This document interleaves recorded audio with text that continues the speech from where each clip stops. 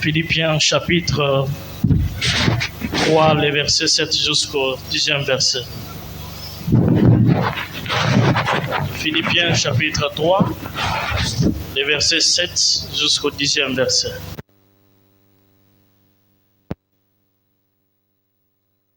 Chose qui était pour moi des gains, je les ai regardés comme une perte à cause de Christ. Et même si je regarde toutes choses comme une perte. À cause de l'excellence de la connaissance de Jésus-Christ, mon Seigneur. Pour lesquels j'ai renoncé à tout. Je le regarde comme ce que j'ai renoncé, je regarde comme de la boue afin de gagner Christ. Et d'être trouvé en lui, non avec ma justice, mais celle qui vient de la loi.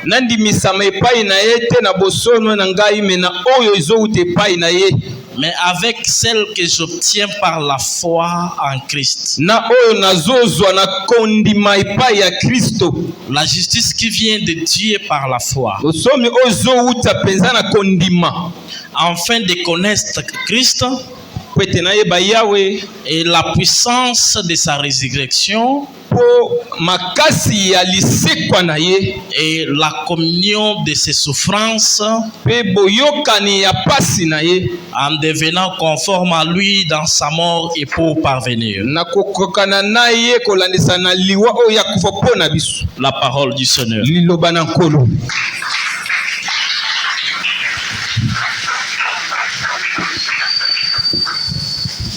Que Dieu vous bénisse.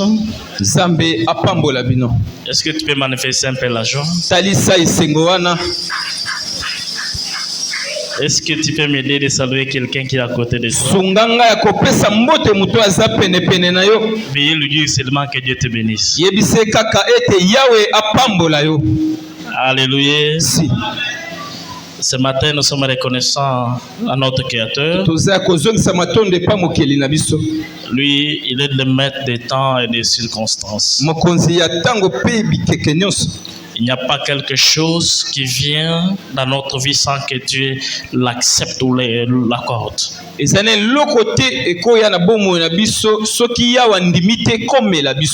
matin, vous et moi, nous sommes comptés parmi les vivants.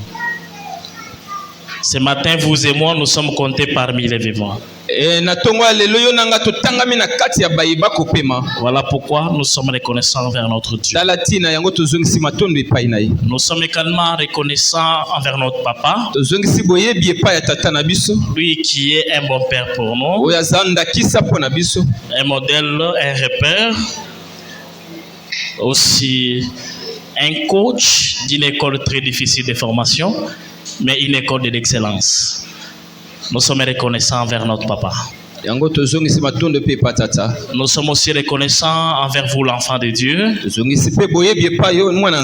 pour le sacrifice de venir dans sa présence. Laissez que Dieu, pour qui vous êtes venu ici, qu'il vous bénisse. Alléluia. Est-ce que quelqu'un peut encore manifester une fois de plus?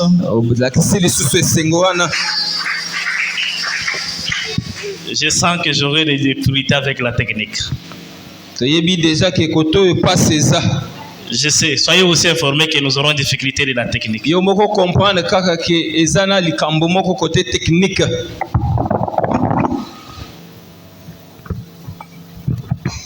Que Dieu vous bénisse. Ce sont des choses fabriquées par les humains. Est-ce qu'on peut encore clamer pour notre Dieu?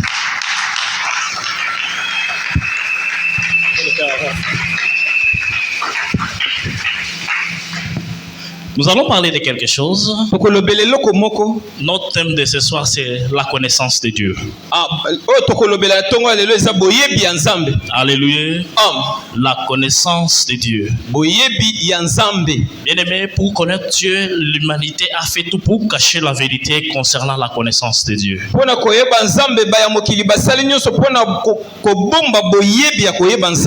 L'humanité n'a pas été d'accord d'accepter que les gens connaissent qui est Dieu. Et commencer du Nouveau Testament jusqu'à commencer de l'Ancien Testament jusqu'au Nouveau Testament. Et passer de siècle en siècle, les gens ont fait tout pour étouffer la vérité concernant la connaissance de Dieu. J'ai vu dans l'Ancien Testament, j'ai vu Isabelle tuer des prophètes, puisqu'ils étaient les prophètes de Dieu vivant. Il était en train de tuer les prophètes en pensant qu'il va tuer la vérité. Or que Dieu avait toujours des réserves pour faire sortir la vérité. Nous avons vu les gens licoter, jeter même au faux au lion. Pourquoi? Puisque ces gens avaient la connaissance de Dieu. Nous avons vu les gens jeter dans la fournaise au feu à cause de la connaissance de Dieu. Nous avons vu Hérode tuer même les apôtres juste pour que la vérité ne se propage. Nous avons vu à la mort de Jésus les gens corrompre les soldats pour qu'ils ne disent pas la vérité à ce qui concerne la résurrection de Jésus. Nous avons vu les gens crucifiés, nous avons vu les apôtres tués par crucifixion à cause de la connaissance de Jésus. Alléluia. Est-ce que tu peux dire à quelqu'un qui est à côté de toi la connaissance de Dieu? C'est une assurance. Alléluia. Amen. La connaissance de Dieu, c'est une assurance. Un enfant de Dieu qui n'a pas la connaissance de Dieu n'a pas l'assurance dans la vie.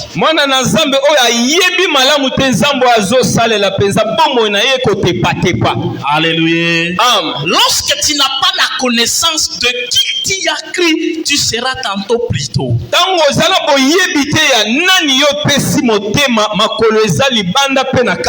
Et l'humanité fait tout à ce que tu ne connaisses pas qui est Dieu. Et tous les gens qui sont contre le christianisme, bien contre le Dieu vivant, on met les mécanismes en place à ce que tu ne connaisses pas qui est Dieu.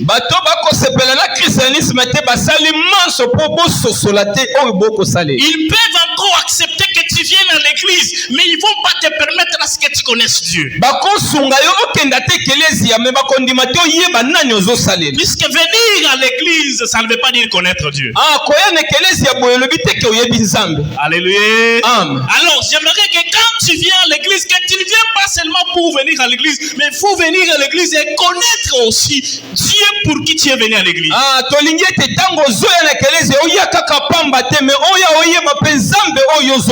Qu'est-ce que les gens disent de moi, le Fils de l'homme? Les uns disent que tu es Jean-Baptiste. Et les autres disent que tu es Jérémie. Et les autres disent que tu es l'un des prophètes. Et Jésus n'a pas dit à ses disciples que les gens qui m'ont appelé Jean-Baptiste ont menti. Il il n'a pas dit que celui qui m'a appelé Jérémie a menti. Il n'a pas dit que celui qui m'a appelé prophète a menti. Mais seulement que chacun prend Jésus par rapport à sa propre dimension. Mais comment toi tu connais Dieu? Comment toi tu connais Jésus? Toi tu connais Jésus étant que Jean-Baptiste? Ou bien tu connais Jésus étant que Jérémie?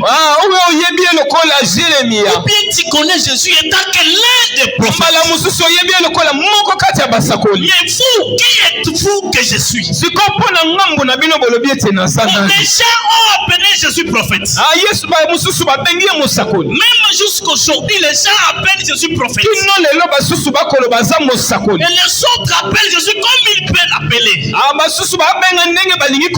J'ai vu certaines personnes appeler Jésus le fils à Marie. Mais vous qui venez à l'église, mais qui dites-vous qu'il est? Vous dites qu'il est qui pour vous? Alléluia. Amen. Alléluia. Qui dites-vous que je suis? C'est une question de connaître qui il est. C'est une question de la connaissance de Messie. Et qu'est-ce qui m'étonne là-bas? Il suffit Simon en train de dire quelque chose. Et comprenez que Jésus avait 12 disciples. Et aucun disciple n'a donné même pas une réponse à tantôt-là. Est-ce que quelqu'un me comprend? Parmi les 12 disciples, quelqu'un n'a pas tâtonné en donnant une réponse. Même essayer de donner réponse.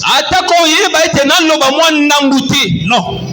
Ils ont dit ce que seulement les autres disaient.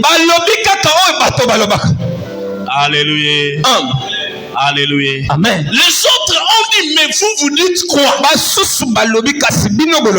Et il y a un seul parmi les 12. Que tu es le Christ, le Fils de Dieu vivant.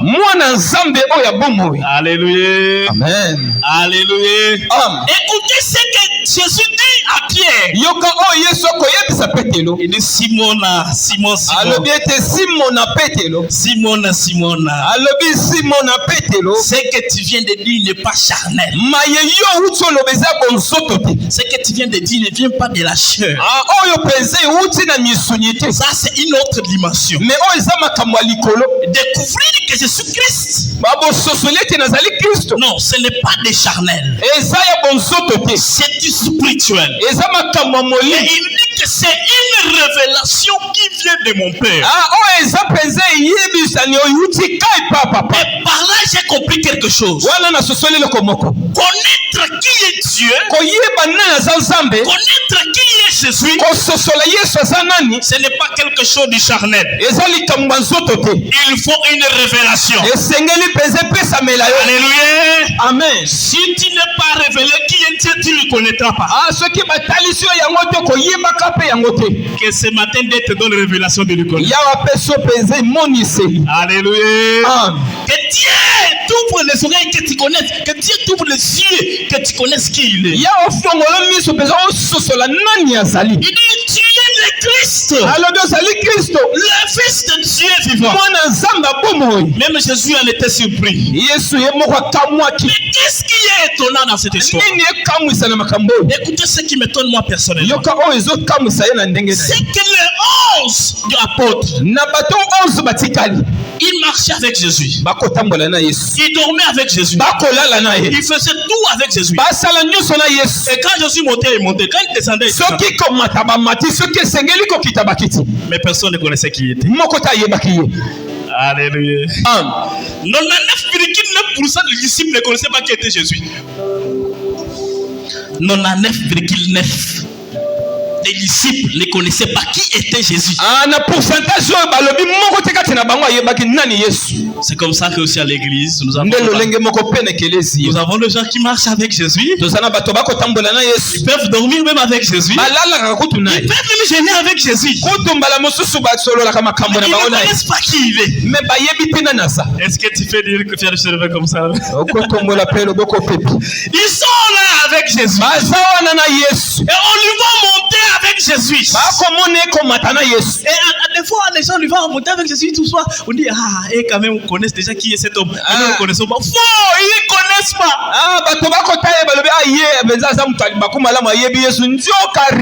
Il part à l'église mardi, il part à l'église mardi.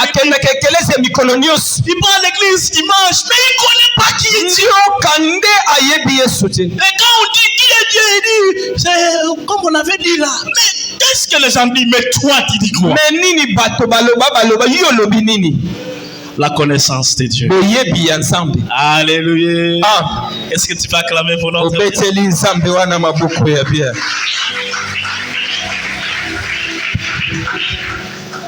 Avant que je continue avec mon message, j'aimerais d'abord que tu vas d'abord dire avant que j'entre en profondeur. J'aimerais que tu vas Dieu. Est-ce que tu peux regarder à côté de toi? Regardez quelqu'un qui est à côté de toi. Est-ce que tu as bien vu? Est-ce que tu as vu Dieu? Est-ce que tu as vu Dieu? Est-ce que tu as vu Dieu? Non, je vais voir si quelqu'un a vu Dieu. Est-ce que quelqu'un a vu Dieu? Oh, tout t'attendez comme ça. Vous voyez, ils sont là, mais c'est comme des disciples. Hein? Qui a vu Dieu ici? Comme ça. Seulement 10 personnes. Que Dieu bénisse ces gens qui ont vu Dieu. Dieu, c'est lui Dieu. C'est Dieu à côté de toi, c'est lui Dieu. Mais tu veux voir que Dieu avec tout ça. C'est lui là à côté de toi. Donc c'est l'image de Dieu que nous prions. Et quand Dieu dit créer l'homme, il dit que créer l'homme à notre image. Et celui que tu as vu là, c'est l'image de Dieu. Est-ce que quelqu'un a compris quelque chose avec moi? Au moins tu as vu Dieu, non? Donc, quand tu veux faire du mal à quelqu'un, pense à qui tu veux faire du mal. Quand tu veux trahir quelqu'un, pense à qui tu veux trahir. Alléluia. Pensez combien de fois on a tué Dieu. Imaginez-vous combien de fois les gens ont empoisonné Dieu. Alléluia. Est-ce que tu peux acclamer pour notre Dieu?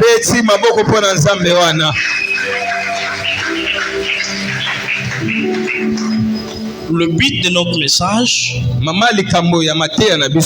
de grandir dans les connaissances de Dieu. Donc, l'Église grandit en connaissant Dieu. Les enfants de Dieu grandissent en maturité spirituelle en connaissant Dieu.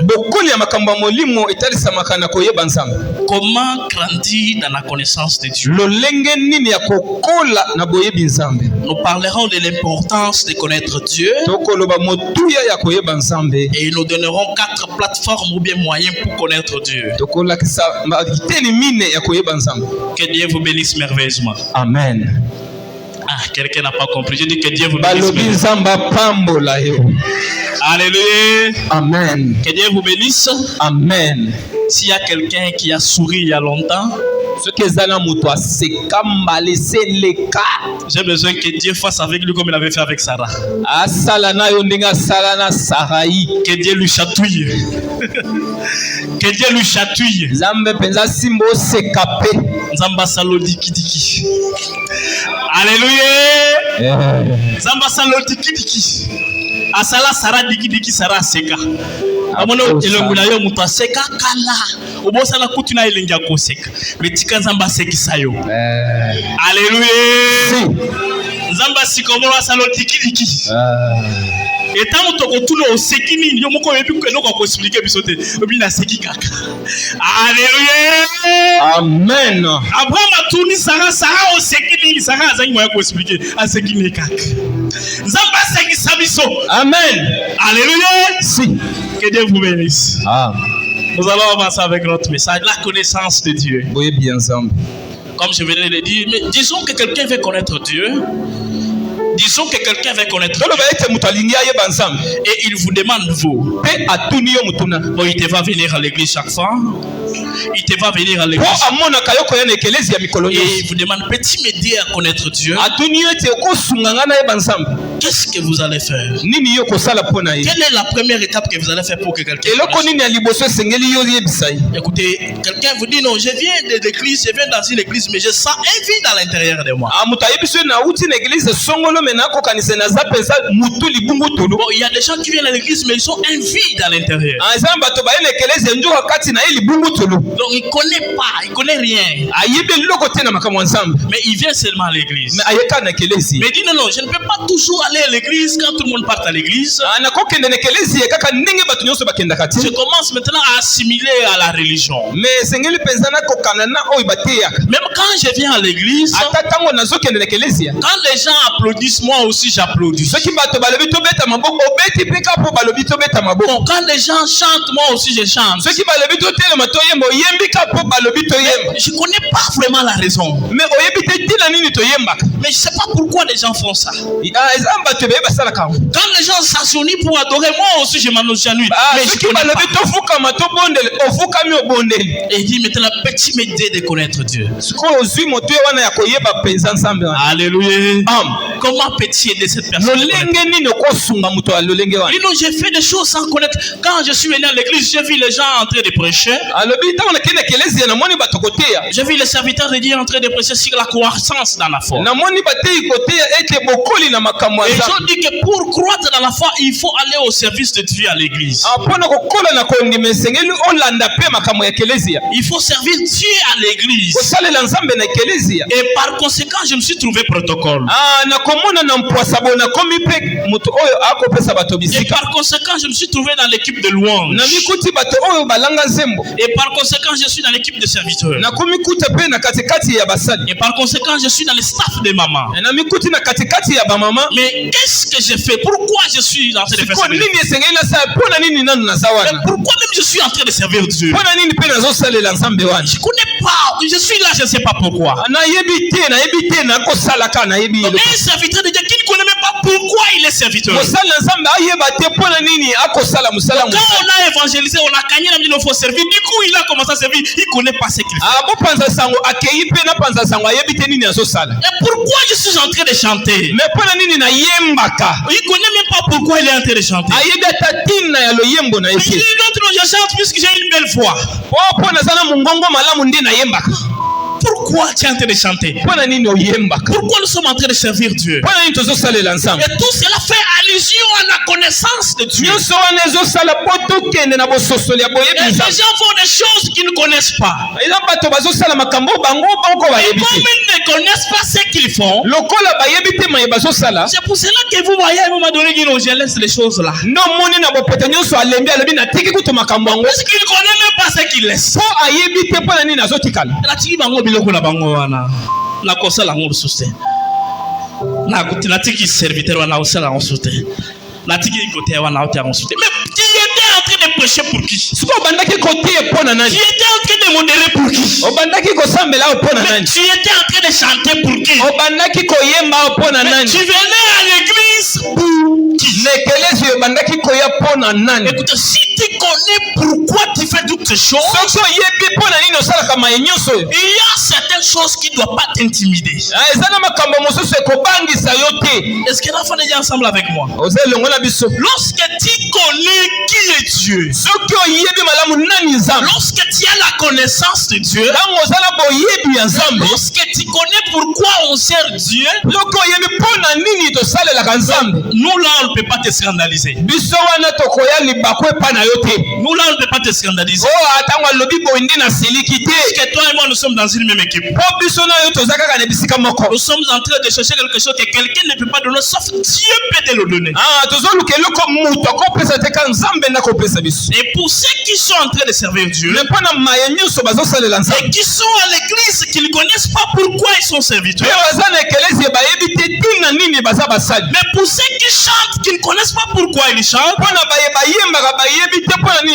pour ceux qui sont dans le staff de maman, qui ne connaissent pas pourquoi ils sont dans le staff de maman, pourquoi tu es dans la staff de maman? On m'a dit d'être dans la staff et je suis dans la staff. Pourquoi tu ne connais pas la raison?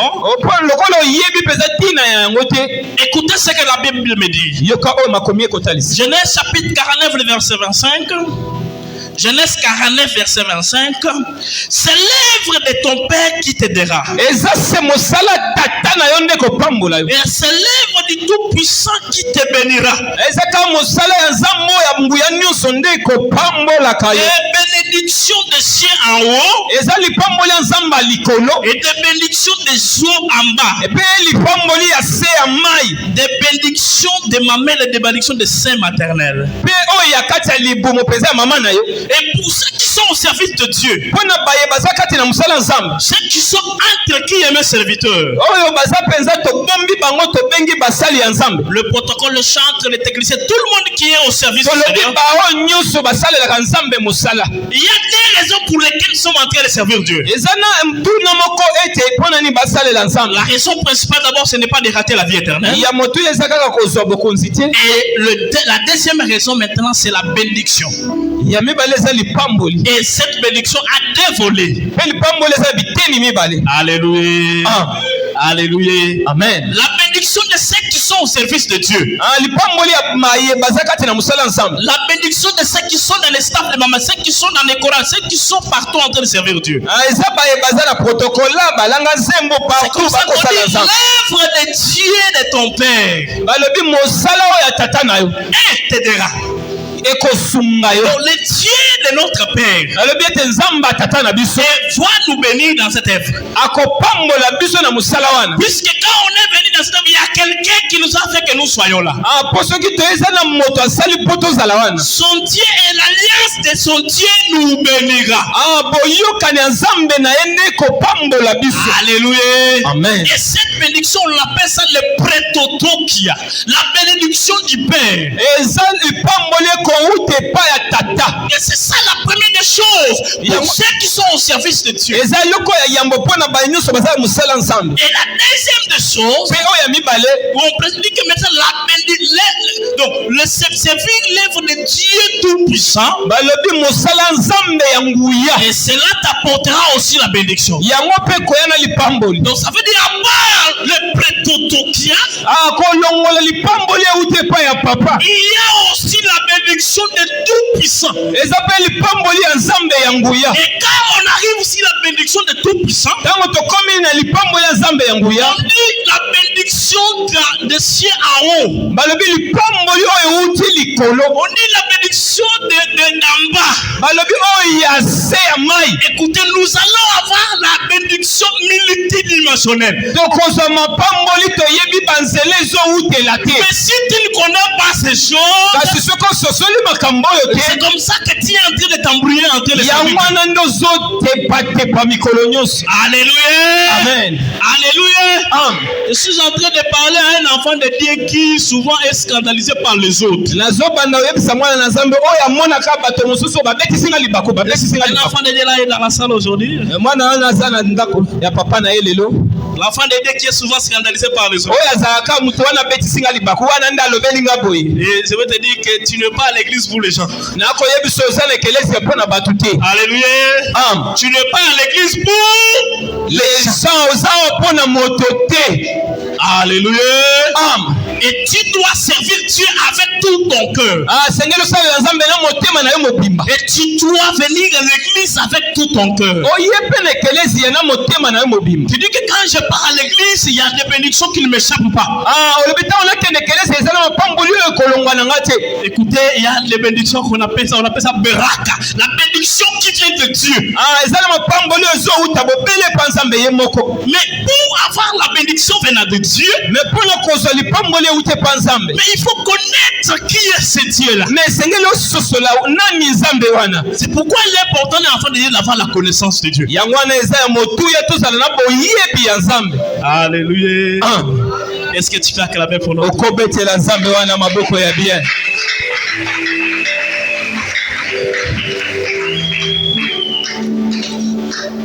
Nous allons perdre toute une génération. Nous allons perdre toute une génération. Une génération qui prend le téléphone comme le Dieu. Une génération Android. Nous allons perdre toute une génération si nous ne savons pas comment les guider à connaître Dieu. Une génération de réseaux sociaux. Si nous ne savons pas guider cette génération de réseaux sociaux, nous allons perdre sur beaucoup de choses. Vous allez voir même les étudiants, il est étudiant, il est à l'université, il n'a pas le temps de lire son syllabus. Il y a même les élèves, ils sont les finalistes, ils sont en 6e. Mais il est toujours dans les réseaux sociaux. Nous allons perdre toute une génération si nous ne savons pas guider les gens à connaître. Puisque toute chose qu'on donne beaucoup d'importance dans la vie, ça devient comme Dieu. Et c'est là ce qu'on appelle l'idolâtrie. Alors tu ne peux pas donner beaucoup de valeur à quelque chose dépassant la valeur que tu donnes à Dieu. Et Dieu est jaloux. Dieu n'aime pas que tu places quelque chose, que tu donnes beaucoup d'importance à quelque chose dépassant Dieu lui-même. Il faut que nous aidons cette génération à connaître qui est Dieu. Dieu doit être connu. Dieu doit être connu. Qui est Dieu? C'est un créateur incréé. Alléluia. Un créateur incréé. Une cause causante non causée.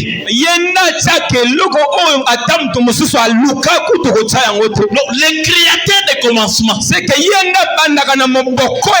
Lui n'a pas commencé avec le commencement, mais c'est lui qui a créé le commencement. Le créateur de Alpha et le créateur d'Oméga. Donc, puisque lui n'est pas dans le temps, mais lui vit dans l'éternité. Il a commencé avant la création. Même s'il y aura à la fin de la création, il doit continuer à exister. C'est ce Dieu-là tout puissant qu'on est en train de parler. Écoutez, il peut créer des choses même là où il n'y en a rien. Alléluia. Si. Alléluia. Amen. Vous savez que les Français me causent un peu du tort. Les Français me causent du tort. J'aimerais parler un peu de Dieu, mais chez nous là, on a bien décrit Dieu. Je préfère m'arrêter par là. Mais il est Dieu. On dit, donc lui peut faire partout. On appelle un pandangila. Donc il est Dieu, il peut frayer des chemins. Non, il est Dieu. Et il faut connaître ce Dieu-là. Si tu connais ce Dieu-là, il y a des choses auxquelles tu n'auras pas peur. Écoutez, chez moi, quelqu'un l'appelait Kashomona. Vous voyez ça? Donc, ça veut dire, même la situation est comment?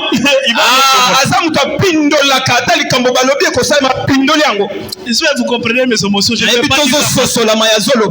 Kajomona. Donc, ils c'est là qu'ils sont en train de parler. Pandangila.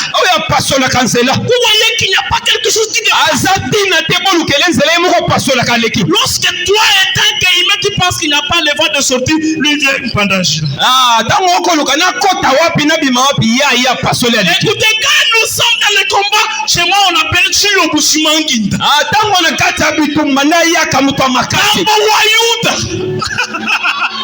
Alléluia. Nous tous engageons.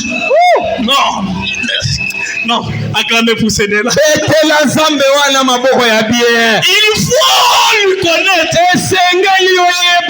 Écoutez, chez nous on appelle Mwanzan Kongolo Adilo. arc-en-ciel. Écoutez, non. Et vous comprenez ce qu'il est? Donc ça veut dire même s'il doit y avoir la pluie, lui c'est lui qui se lui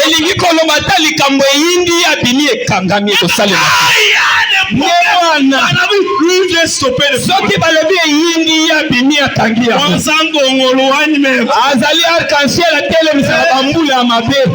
Écoutez, chez nous on dit quelque chose qui me permet de comprendre qui il est vraiment.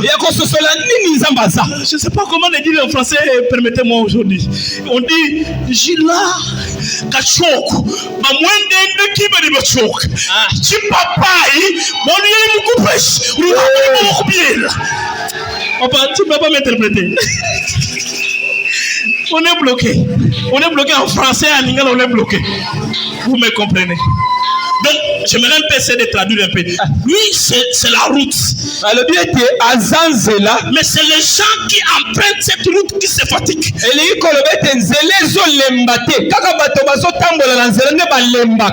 Et ce sont des gens qui mettent des missionnaires à marcher.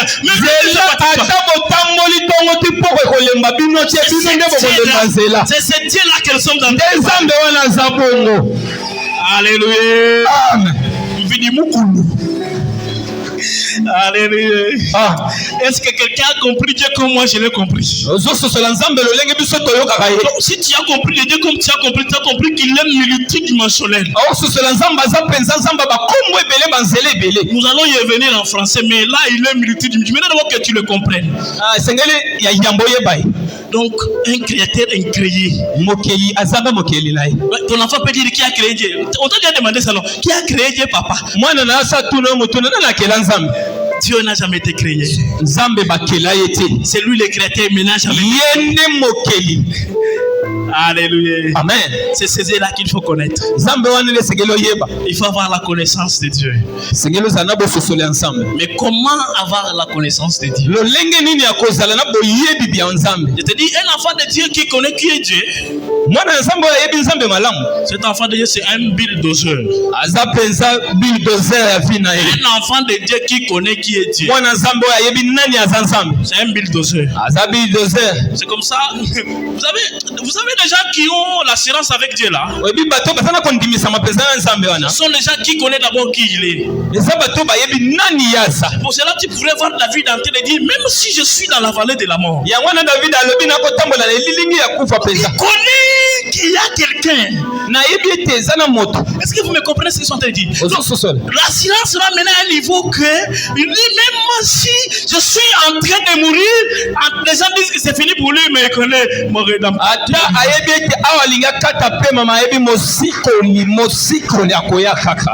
Quelque chose me vient en esprit.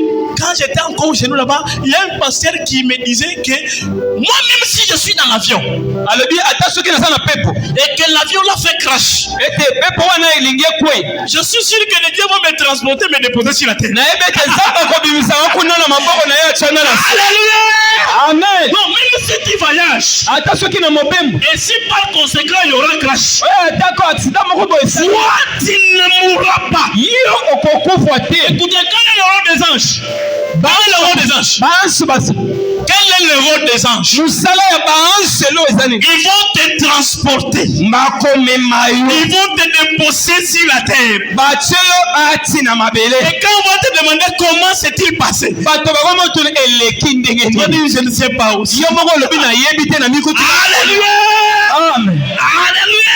Amen. C'est pour cela qu'il y a des gens, même s'il y a l'accident, et que dans le bus il y avait 10 personnes, vous allez voir que 9 personnes peuvent mourir. Et il y a une personne qui sort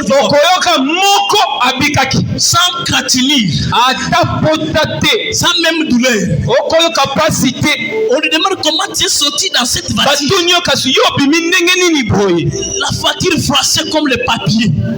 Comment tu es sorti ici? sorti? Siko mutuka yango yo forme ezate yo bimeli wapi? Comment tu es sorti là-bas? Yo bimeli wapi?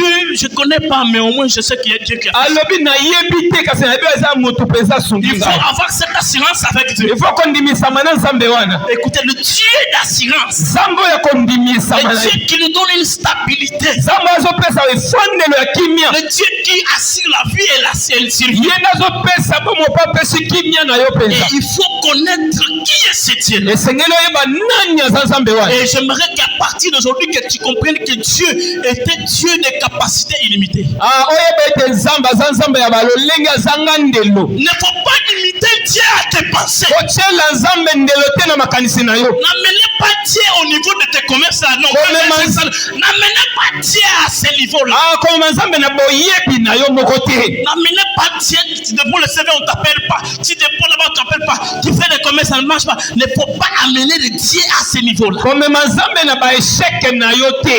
Dieu est plus que ce que toi tu penses. Ah nzambe aza kolekela oyo kanisaka kaza. Un écrivain de la Bible a dit, là où nos pensées se limitent, c'est là où les pensées de Dieu commencent. Ah bakomi ete bisika makanisa na biso esuki ne ya yebani. Et il ne faut pas rendre Dieu incapable puisque toi tu es limité. Komona teke nzambe asuki po yo suki te. Toi tu es limité, tu penses que Dieu est limité par. Tango yo moni na sukeli awa kende bisika nzambe asukeli te. Non, Dieu n'est pas limité par. Nzambe asuki bisika yo suki te. J'ai vu un jeune homme qui s'appelle Gédéon. Na moni elenge moko kombo na ye Gédéon. Lui, il était limité par sa petitesse. Ya bandaki kozala limité na mayazo mona. Le plus pauvre, atali libota lobi libota moko ya babola. De la petite tribu. Libota moko ya mokie. Vous comprenez comment les gens comprennent les choses? Oyoki nemba to baso sola makambo. Il comprend les choses selon lui. Azo tala makambo na lolenge ya moleli yango. Je suis le plus petit de ma famille. Alobi ngana no naza elenge ya mokie libota na biso. Et ma famille est la plus pauvre d'Israël. Libota na biso na babola nyonso na Israël biso na bato ya liboso. Et ma tribu c'est la plus petite tribu. Alobi lisu tozalaka mikie koleka ba tribu nyonso. Dis à quelqu'un qui a côté, il ne faut pas te minimiser comme ça. Ah, tika komika kolabongo. Aidez-moi à dire à quelqu'un qui a côté de ça, non? Yebisa ete tika komika kolabongo. Yebisa la ngaye tika komi minimiser. Yo makambo ga miki. On va bien te. Tika ko, alors on ko se minimiser bien ninga compliqué. Tika ko se minimiser. Ah, ozo komika kola izama la moti. Mabe na yo za o tu te minimises, o se minimiser fort. Ah, mukie yo mona pamba, yo mona papier. Yo moko zo mona suka donc yo moko c'est comme ça, non, c'est naturel. Mais j'aimerais seulement se dire qu'il faut sortir dans cette philosophie. Ah, bimana makanisi wana izama be. Gédéon aussi pensait comme toi. Gédéon a pia bana ko banza lokola yo. Mais jusqu'à ce qu'on lui dit kino mokolo ba yebisi ete vaillant héros. Ozali engambe na etumba. Alléluia. Il ne faut pas te minimiser, tu es un vaillant héros. Yo za engambe na bitumba ndenge ozawana. La situation qui complique ta famille là, c'est toi qui vas le faire sortir. L'esclavagisme de ta famille, c'est toi le libérateur. Mais tu ne connais pas qui tu es. La situation actuelle essaie de t'aveugler. Écoutez, Ata et Lama moko problème te mezala sirinde na Nzambe. Amen. Alléluia. Quand tu n'as encouragé yo que Lama wana il faut pas tous ba que Lama wana jaune. Oya kana ngo kaka jaune, ba tous ba pourtant on peut changer. Bango ba beta li solo. Amen. C'est pour yo kanga. Donc frère wana ya kana chemise wana ya jaune wana. Amen. Biso nyonso to yebi. Ce qu'on va ko changer mardi vendredi to ko loba sous c'est comme le lait. Mais Nzambe appelle ça biso leçon. Alléluia. Si. Alléluia. Amen. Est-ce que quelqu'un a compris quelque chose? Oh, c'est cela. Donc, quand vous avez le landa kwana, na kente lobi la kenda kaka la puta hoy. Na kele suspire kaka la puta hoy te na kete. C'est que yomoko miloka yomoko. Tikabaye ba kenza lamba moko. Modente. Tikabaye ba kali papa wana etoboka. Kaya wana. Oyela mutwa wate. Mais oyo ozoyela tango ko changer lisolo. Bango nyoso bayibi. Ah, ba veste tango ko mo ta changer ngo likolo. Tikangala imselo komoko. To bandaolowe. Moi makasi boya la veste. Mais to bosa ni ko la chemise jaune. Alléluia. Comment on va? Alors tu bloques belé dans autres boindé. Alata na. Ayo ki moi yo na tete. Alata na yo. Zoto Isaya yo. Na zala moko, que le zala yo. Moko comme belé, faut te que. Alata, ata 10. Parce que mutu ma comprendre nga. Donc quand tu nzambe pona batu, te. Tika batu ba critiquer na bango yo problème te. Mais yeba ke mutu moko azana lo na lola. Quelqu'un a chanté chez nous dit Moudou Moudou Montu. Ah, na lola mutu. Alléluia. Amen. Ça veut dire que là au ciel il y a quelqu'un. Est-ce que vous trouvez là au ciel il y a quelqu'un. Na lola amtoza. Là au ciel c'est pas vide, il y a quelqu'un. Il peut intervenir dans ta vie au moment qu'il veut et quand il veut. Amen. Est-ce que tu peux acclamer pour ce Dieu? Ah, bete l'ensemble wana maboko ya pia. L'importance c'est de lui connaître. Écoutez ce que Daniel nous dit. Daniel chapitre 11, le verset 32, deuxième paragraphe. Il dit ceci: mais c'est du peuple qui connaîtront leur Dieu. Mais c'est du peuple qui connaîtront leur Dieu, agiront avec fermeté.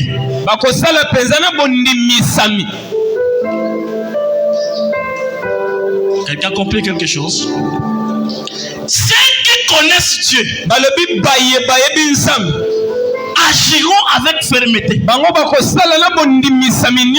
Est-ce que tu es ferme? Est-ce que tu es ferme? Quand tu es venu à l'église dimanche, est-ce que mardi tu seras à l'église? Est-ce que vendredi tu seras à l'église? Est-ce que le jeudi tu seras dans l'entité de maman? Est-ce que le mercredi tu seras dans l'entité de papa? Est-ce que samedi tu seras dans l'entité de la jeunesse? Est-ce que le samedi tu seras sur la supplication la nuit? C'est ça le problème. Tu ne connais pas encore qui est Dieu. C'est du peuple qui connaîtront qui est leur Dieu. Écoutez comment ils vont faire. Agiront dans la fermeté.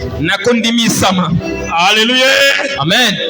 Tu vois, nous là, des gens comme nous là, nous sommes blindés. Est-ce que quelqu'un... Je suis blindé. Donc, tu peux même venir avec big dossier, je ne bouge pas. Est-ce que quelqu'un me comprend? Donc, je connais ce Dieu et je suis ferme à ce Dieu. Donc, il n'y a pas quelque chose qui peut me faire bouger. Donc, quand toi tu viens pour me bousculer là, ça me donne encore des problèmes. Donc, le peuple qui connaît qui est leur Dieu, ils n'ont pas besoin que les gens disent quoi que ce soit. On a dit, on a fait. Le monde est constitué, on a dit, on a fait. Mais nous qui connaissons Dieu, nous agirons dans la fermeté. Alléluia. Nous agirons avec la fermeté. Natelema kui afandi penza makolomi bali obuje ngate libende obuje ngate nalana zi eko nasila kufa kala nasila bima bise kwa partout mais mo abatela yo bouger ngana ni donc a part liwa eloko mususu te. Amen. Mutu ko comprendre nga soki liwa te eloko mususu ngana ni exact. Donc quoi na méthodologie nyos na pas la mort on a ma solo. Et tu t'aides. La fermeté. Si tu connais qui est Dieu, tu vas agir avec fermeté. Est-ce que tu es ferme? Est-ce que tu es ferme? Voilà. Acclamez pour ce Dieu-là.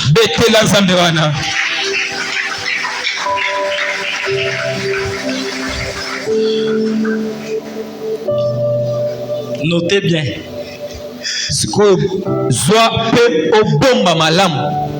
Notez bien. Mais si tu ne connais pas ce Dieu, kasi soki oyebi nzambe wana malamu te, il y a des risques à ne pas prendre. eza na maye mpenza ekoya oyo okoki kozwa yango te. Alléluia. Si tu ne connais pas, soki yo oyebi nzambe wana te, il y a des risques qu'il ne faut pas prendre. eza mpenza na bambebe oyo esengeli yo ozwa te. Donc toi, comme tu ne connais pas Dieu, lokola yo oyebi nzambe te, si tu sens les chats au tol en train de défler, prends même de l'eau. Si tu ne connais pas, bon, tu ne connais pas, c'est de toi. Donc si tu ne connais pas le Dieu,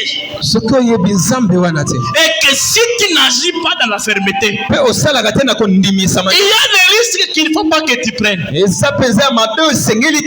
Écoutez, le risque, c'est pour ceux qui connaissent qui est Dieu.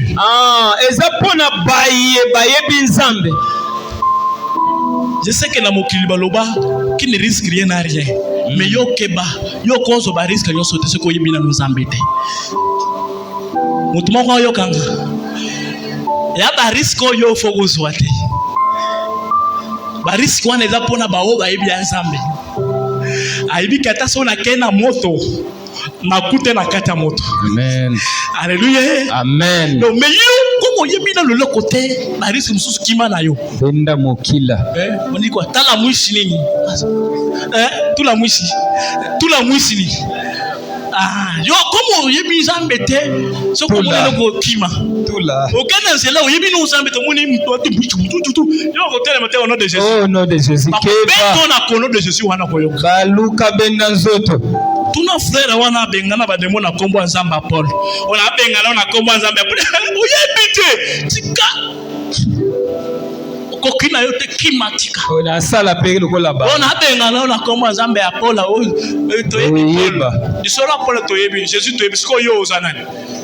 Yo moko miyebi te. Oyebi Nzambe te. Oye oza ferme te. On a comment Nzambe wana na zobengi kotika. Kosala berero wana te. Bakobeta yo. Milima beko beto ba fimbu. Oya wa miso kuvimbo ni na bando komonde na batake yo te yo ndo atake bango. Si tu ne connais pas qui est Dieu, il y a des risques qu'il ne faut pas prendre. Puisque avant de marcher sur les eaux, il faut être sûr de celui qui te dit marcher sur les eaux. Quelqu'un ensemble avec moi. Donc même avant d'aller voir Pharaon, est-ce qu'il y a des libérateurs ici? Est-ce qu'il y a des libérateurs de la famille ici? En tout cas, que Dieu vous bénisse. Mais avant d'aller voir Pharaon, il faut connaître qui est le Dieu qui t'a envoyé. Avant d'aller voir Pharaon, je suis venu libérer ma famille. Il faut connaître celui qui t'a envoyé. Moïse dit ceci: quand je vais aller voir Pharaon, qu'est-ce que je vais lui dire? Il dit, tu vois là-bas dire aux enfants d'Israël que je m'appelle l'Éternel Dieu. Je suis le Dieu d'Abraham. Je suis le Dieu d'Isaac. Je suis le Dieu de Jacob. Et je suis celui qui suis. Donc, du coup, Moïse connaît à la connaissance de Dieu. Il dit, au moins quand je vais arriver devant Pharaon, je connais qui m'a envoyé. Ne t'hasardez pas d'aller devant Pharaon si tu ne connais pas qui t'a envoyé. Alléluia. On a arrêté Daniel. On veut aller le jeter en fosse au lion. Il a pris les risques puisqu'il connaissait qui était Dieu. Nous qui connaissons Dieu, nous allons prendre tous les risques. Est-ce que nous qui connaissons Dieu, nous allons prendre tous les risques. Même dans la fosse au lion, on va arriver. Donc, puisqu'on sait que lui s'appelle le lion de la tribu de Juda. Tu vois, tu connais pas. Tu vois? Donc, quand on me jette dans les fosses lions, je connais que c'est lui en qui Jésus s'appelle le lion de l'Antiquité. Même quand on veut me jeter dans le feu ardent, quand on veut me jeter dans la fournaise au feu, c'est que notre Dieu s'appelle le feu. Est-ce qu'aujourd'hui peut être les petits feux? Donc je connais. Donc comme je connais, je peux m'appeler. Mais si tu ne connais pas, qui m'embête? Tout l'Asia. Est-ce que tu me comprends? Si tu ne connais pas, fais quoi? C'est pourquoi je ne veux pas que toi tu deviens fiard. Il faut pour affronter. Est-ce que tu peux acclamer pour s'aider là?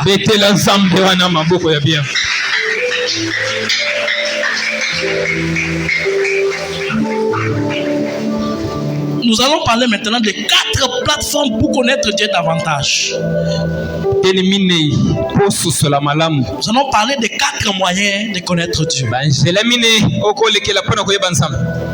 C'est que tu as compris qui est Dieu. Il est un chrétien, un créé, il est. Maintenant, pour lui connaître davantage, je vais te donner 4 moyens de lui connaître davantage. Je vais te demander ceci. Connaître Dieu, il y a quand même les efforts que tu peux faire étant comme ça humain.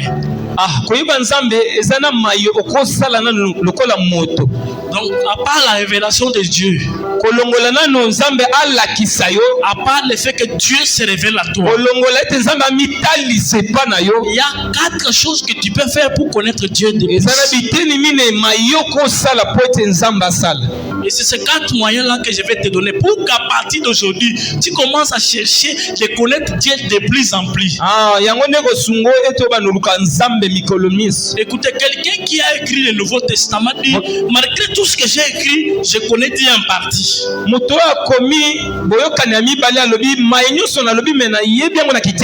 Imaginez-vous un docteur comme l'apôtre Paul. Il dit, malgré tout ce que je connais, mais ce n'est qu'une partie. Donc ça veut dire qu'il faut encore approfondir encore pour chercher Dieu, pour le connaître.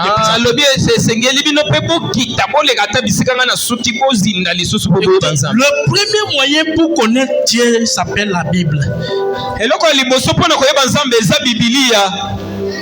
Qui a mêlé sa Bible ici à l'église?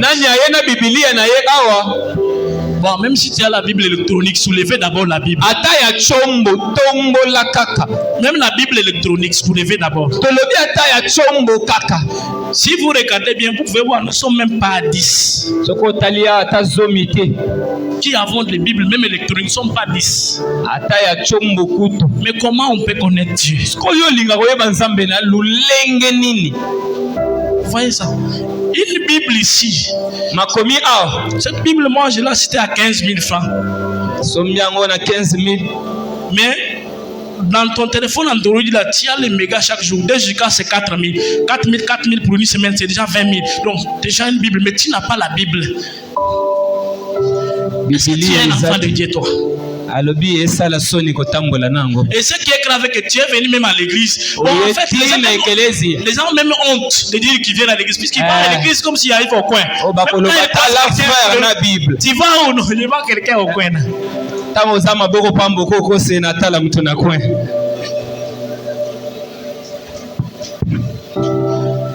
Je vous demande quelque chose. Le premier moyen de connaître c'est la Bible.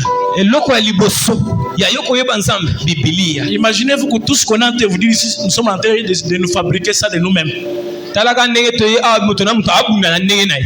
Comment vous allez vérifier que ce qu'on nous a en train de dire c'est vrai?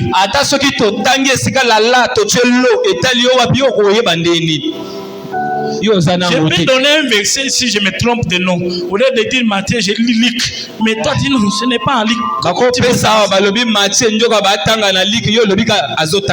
Donc nous avons les enfants de Dieu, même si tu dis mal le verset biblique, il ne peut pas venir te voir. Donc tu vois le verset que tu as dit, ne dis pas ça. Là, le verset que toi tu as dit, ça parle de Jésus à la croix. Mais là-bas, tu as parlé de la résurrection. Nous n'avons pas ces enfants de Dieu là.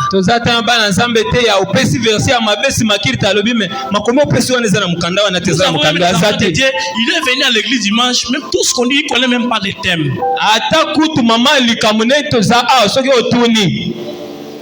ne connaît pas les thèmes avec les versets de base. Mais ces enfants de Dieu veulent même chasser les démons. Écoutez, tu as des blagues avec qui? Tu penses que les choses de Dieu sont des théâtres? Non. Il faut connaître d'abord qui est Dieu. Le premier moyen de connaître Dieu, c'est la Bible. Est-ce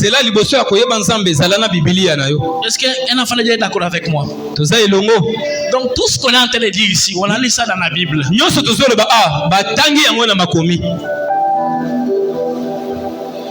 La parole, les Écritures, l'Esprit donne la vie, mais c'est la Bible que nous avons lue. Voilà, la Bible. Le premier moyen de connaître Dieu, c'est à travers la Bible. Le premier moyen de connaître Dieu, c'est à travers les Saintes Écritures. Connaître Dieu, le premier moyen, c'est à travers les Saintes Écritures. Nous connaissons Dieu à travers les Saintes Écritures. C'est pour cela que tu peux venir voir l'apôtre Paul dire à Timothée, dit, dès ton enfance, tu connais les Saintes Lettres. Et dit, cette sainte lettre qui peuvent te rendre sage pour le salut. Et c'est là dans la foi en Jésus-Christ. Donc les saintes lettres. Donc tu dois connaître les Écritures. La parole de Dieu nous donne l'accès à ce qui est là. Makomi ndezo talisa biso o eza makanisi ya Nzambe. Amen. Makomi ya Nzambe ndezo pesa biso bososoli ya koyeba makanisi ya Nzambe. Lokola toyebi makomi ya Nzambe. Tosito sosoli makomi oyo mosantu. Wezome mabiso koyeba nini Nzambe alingaka pona biso. Nakotanga makomi tososolo lolenge nini Nzambe kanisaka pona biso ndenge nini Nzambe kanisaka kolandisa na makomi mosantu ana mokili oyo ba Kristo bakolaka kolandisa na makomi. Mwana na Nzambe azokola na kofanda na makomi ya Nzambe. Nini esalaka makasi na yo? Tango yo bundelaka mingi nini esalaka ete osala makasi? Eza nde makomi makambo ebombani na makomi ya Nzambe. Namoni Nzambe osala boyi. Namoni osala kote yo boyi. Namoni ete lokote kopelemela yo osala kosala. Ezala makomi ya Nzambe. Amen.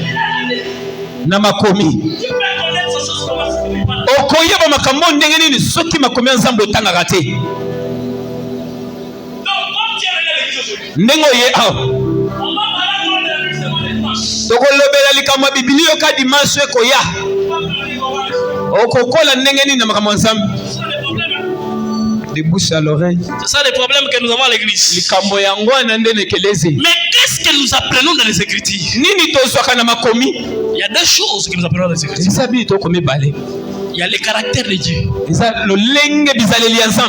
Première chose. ya liboso. Deuxième chose, la méthodologie de Dieu. Lolenge ya nzambe ya kosalela makambo. Comment Dieu fait les choses. Ndenge nini nzambe asalela Donc makambo. quelqu'un qui connaît Dieu, Moto oyo aza boyebi ya nzambe. donc il connaît même comment Dieu fait les choses. Ayebi na tina ndenge nzambe asalaka. Il dit, comme mon problème ici, Alobi pona likambo na nga oyo. s'il n'a pas fait comme ça, Soki asali bote. il peut faire comme ça. Nzambe akosala Mais bote. comme il n'a pas fait comme ça, Soki asali bote. non, le reste là, c'est à Dieu, lui, Dieu Wana oyo etikali nzambe moko asala. Donc il y a des situations qu'il peut faire étant que Dieu. Ah, eza makambo akosala lokola nzambe. Est-ce que quelqu'un a compris? Il y a des choses que lui fait faire étant que Dieu. Eza makambo nzambe akosala lokola ye azaka nzambe. Lorsque vous connaissez Dieu, Tango kozoyeba nzambe. on ne peut pas vous intimider. Bakoki kolengisa yo te. Alléluia. Ah. Même les démons ne peuvent pas vous intimider. Yo kino ba témoin ya Jehova balengisaka yo na Biblia. Même les démons ne peuvent pas t'intimider. Balengisa yo te ndeko. Donc quand tu connais Dieu là, Soko yebi. tu peux voir un démon là, tu le gifles. Laisse-moi là, je passe. Komo nebo le Je suis en train bi. de chercher la notice des enfants, toi tu viens m'apprécier. Biozo ya o wayomo. Pas t'intimider si tu connais Dieu. Yo yebi nzambe wapi. Et si tu connais Dieu, même là, hier ne peut pas t'intimider. Ah. Donc la situation des liens familiaux conçus, ça ne peut pas t'intimider. Yo zo le baba singa mabota te kolengiso te. Étudier la Bible. Tangaka Biblia. D'abord, tu n'as pas la Bible. Ya liboso ozala na Biblia. On est depuis les mois de janvier jusque-là. Est-ce que tu as quand même déjà lu même un livre? Lire un livre de la Bible. Bi uta janvier kino lelo tanga ta Biblia. Un livre. Tobika mukanda moko soki mache kaka soki like kaka nde wana baso Non, bebele. Matthieu a beaucoup de chapitres. Il dit même Jude. Jude a seulement un chapitre. Ata titre otanga nan Il faut lire la Bible. tanga Biblia. Que Dieu vous bénisse. Ah, Lisons la Bible. totanga makomi. Et deuxième moyen de connaître Dieu, Ah. deuxième moyen de connaître Dieu, c'est à travers de ses noms. Deuxième moyen de connaître Dieu, c'est à travers de ses noms. Eza nde na nzela kombo na ye. À travers ses noms. Na kombo na ye nde Donc, toyeba. les noms de Dieu renferment des révélations sur beaucoup de ces dimensions. Kombo na nzambe pe ezobomba makambo ebele. Donc on peut connaître Dieu à travers de ces noms. Tokoyeba pe nzambe kolandisa na kombo na ye. Et des gens qui ont vécu avant nous, Bato oyo babika liboso na biso. ils ont donné des noms à Dieu. Bapesa nzambe Tu bakombo. vois, tous les noms que j'ai énumérés ici, Eza bakombo totandaki. ce sont les noms que mes ancêtres ont donnés à Dieu. Ba oyo babika liboso na biso bapesa nzambe bakombo wana. Même nos ancêtres en enfants ont aussi donné les noms à Dieu. Eza pe bakoko na biso na kondima bapesa nzambe bakombo. Et notre génération doit donner aussi les noms à Dieu. Biso pe keke ya lelo esengeli topesa nzambe bakombo. Donc les choses que Dieu fait dans notre vie, et on donne les noms à Dieu, les noms que les enfants vont connaître aussi. Ah, topesa nzambe kolandisa maizamba azosalela biso bana na biso bayeba pe yango. Nos ancêtres ont appelé El Lion, El Jibor, et Yahweh, Jireh, tout ça, à cause de ce que Dieu a fait dans leur vie. Babenga na bakombo ebele kolandisa maya sala na bombo na bango. Il faut que toi aussi tu donnes les noms à Dieu à travers de ce qu'il a fait dans ta vie. Kombo kolandisa maya sali na bombo inayo. Nous connaissons Dieu à travers la Bible. Toyebi nzambe kolandisa makomi. Nous connaissons Dieu à travers ses noms. Toyebi ye kolandisa kombo na ye. Et troisième moyen de connaître Dieu, c'est à travers Jésus. Ah, ya misato eza na nzela ya Yesu Kristo. Donc nous pouvons connaître Dieu, comment il marche, comment il fait les choses à partir de Jésus. Tokoyeba ndenge nini nzambe atambolaka saka makambo kaka kolandisa Yesu Kristo. Écoutez ce que Esaïe est en train de nous dire. Yo kama Yesaya koyebisa biso. Esaïe nous dit ceci, un enfant nous est né, Balobi mwana abotami mais un fils nous est donné. me yango ipe epesameli biso. Mais qu'est-ce qu'Esaïe voulait dire par là? Nini Yesaya alingi aloba wana? Je m'explique. Tokotalisa. Maman Marie a donné naissance à un enfant. Mama Marie aboti elenge mwana na ye. Marie a donné naissance à Jésus. Yenda aboti Yesu. Et Jésus, c'est 100% homme. Yesu aza moto lokola yo nanga. Donc si tu vois en Israël aujourd'hui, tu vas trouver les gens qu'on appelle Jésus. Soko kepe na Isa kokuta bato babenga bango ba Jésus. Même si tu lis bien la Bible, comme tu lis pas, c'est le problème. Il y a des gens qui s'appellent Jésus dans la Bible. Yoko tangi Biblia eza ba musu benga bango pe ba Jésus. Donc Jésus, c'est un homme comme toi et moi, 100% homme. Yesu aza kombo lokola bako pesa C'est comme ça qu'on dit un enfant nous est né. Et maintenant quand on dit un fils nous est donné, ça veut dire maintenant quand on ajoute à Jésus le Christ, c'est ce qui fait le Dieu. Donc Christ c'est 100% Dieu. C'est pourquoi quand on parle de Jésus-Christ, on parle de 100% Dieu, 100% homme. Écoutez, sur la terre, tout esprit est illégal. Écoutez, Satan a été chassé du ciel, maintenant il est sur la terre. Et maintenant, si la terre, Satan ne peut pas entrer si on lui voit, voilà Satan. Mais Satan, pour agir, il doit porter un corps.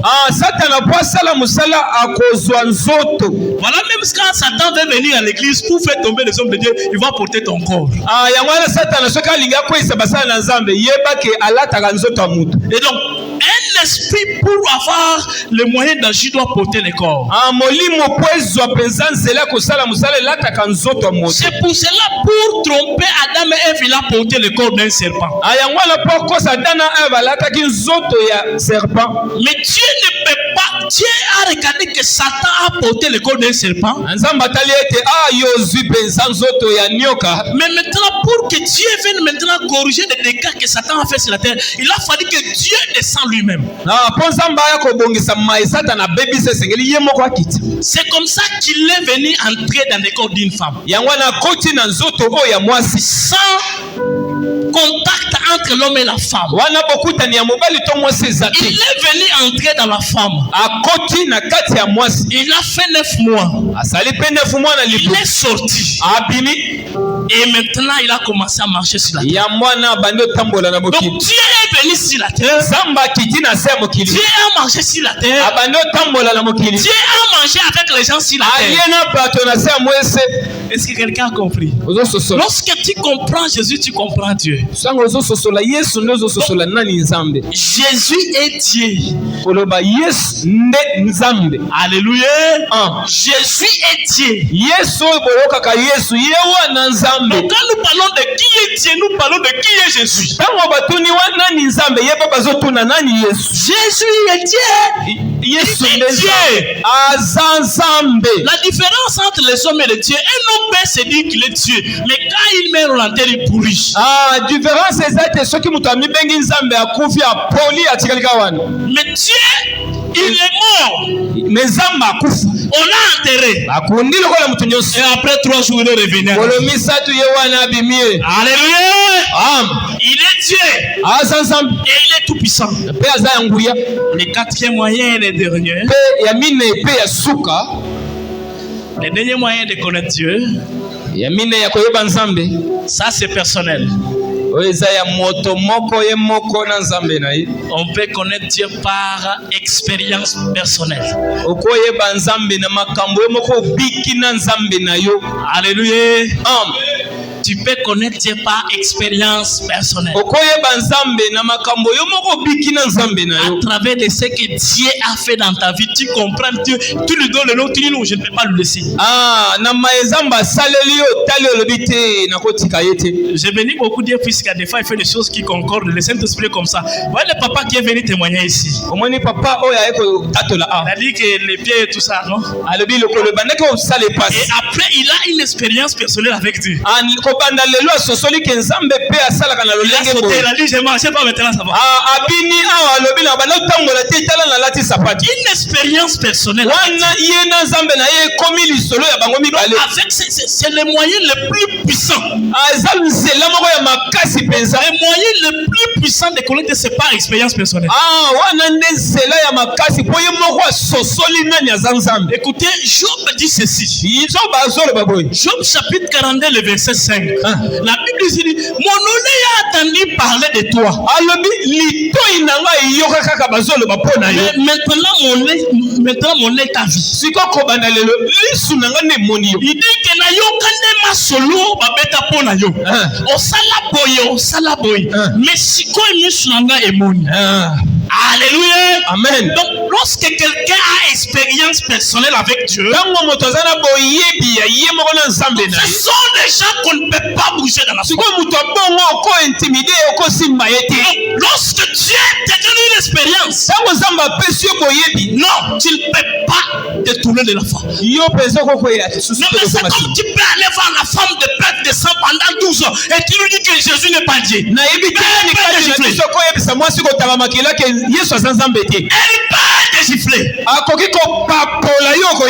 comme tu peux aller dire à la veuve de Naïn que Jésus n'est pas Dieu. Elle peut te gifler. Pas à cause de ses critiques. Pas à cause de notre Jésus. Mais à cause de l'expérience personnelle. Mais c'est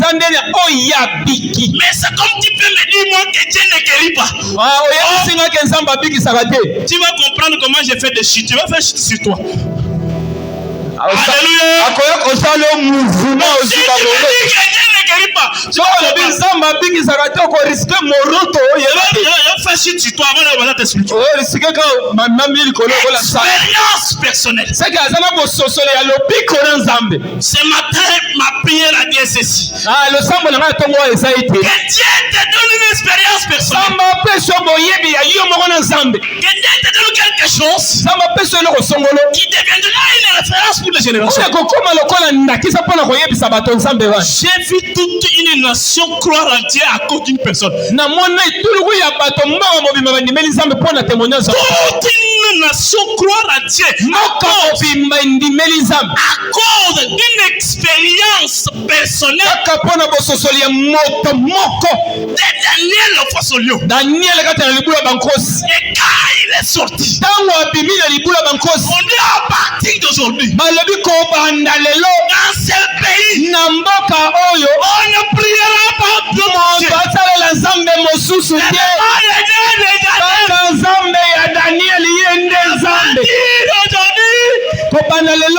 L'expérience que Dieu va te donner, nous allons commencer à prier Dieu en disant seulement le Dieu de oui. Alléluia.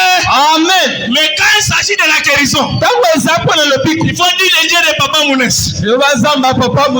Alléluia. Dieu te donne une expérience personnelle. Si quelqu'un ici dans sa famille on ne croit pas encore à Dieu, que Dieu te donne quelque chose. Où tes grands frères, tes petits frères, tes grands sœurs vont venir chercher Dieu. Dieu te donne une expérience personnelle. Et les gens vont te demander comment est-il arrivé. Comment cela est arrivé. Je vais vous dire quelque chose déjà à la fin. Je dois finir avec ma prédication. On était parti baptiser les gens avec Élie. Nous sommes partis baptiser les gens avec. Quand on est arrivé à Rivière Ndili, on a trouvé des gens qui portaient les fils pour se protéger contre. Vous savez, quand tu n'as pas la précision, il ne faut pas prendre des risques. Moi et mon frère, nous avons pris la corde, nous avons mis la... Comme tout le monde avait fait. C'est que mais quand on est parti avec papa, je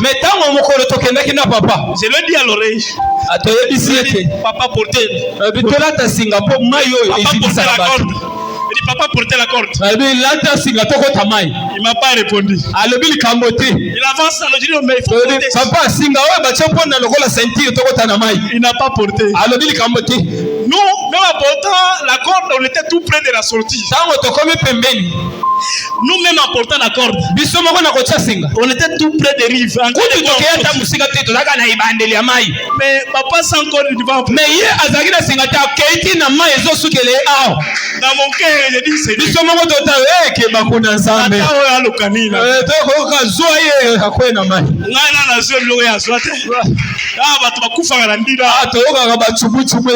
Nous étions les seuls qui n'avaient pas porté de corde. Je me suis dit, je m'appuie seulement sur son Dieu. Moi, je n'ai pas d'expérience à ça. On est allé en profondeur de l'eau. Sans corde, on a baptisé les gens. Et les gens qui étaient là, ils sont entrés dans l'eau sans corde. Écoutez, que Dieu te donne une expérience personnelle. Et cette expérience que les gens commencent à utiliser. La prochaine fois que j'irai là-bas, je ne porterai pas la corde. Amen. La prochaine fois que j'irai là-bas, je ne porterai pas la corde.